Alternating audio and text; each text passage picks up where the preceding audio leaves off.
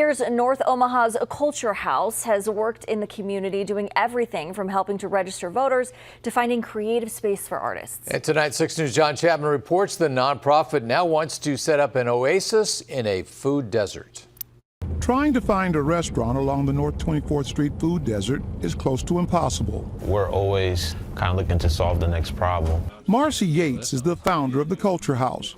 For years, he's been helping entrepreneurs pop up to get their business started. We're supporting a local organization called She Made. And sometimes bring out old gear to help young children find their musical voice. They was playing with this thing and one of the kids was rapping on here and it was cool. Now the Culxr House wants to make something grow in the North 24th Street food desert by opening a pizza shop, a project they say will also bring jobs to the area.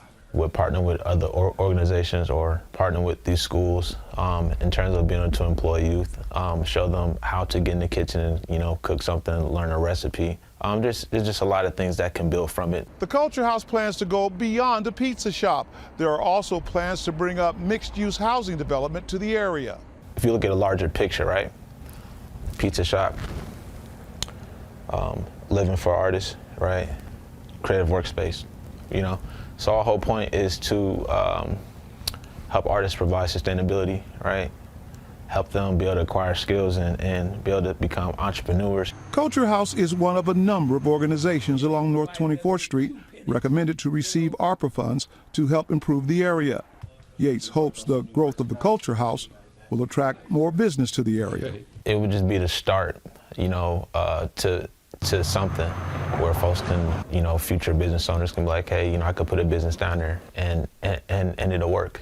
On your side in North Omaha, I'm John Chapman, 6 News. Culxr House has been recommended to receive more than $2.7 million to complete its project. The Economic Recovery Program will bring more than $300 million to disadvantaged areas of North and South Omaha. A special committee has not made a final decision on distribution of the funds.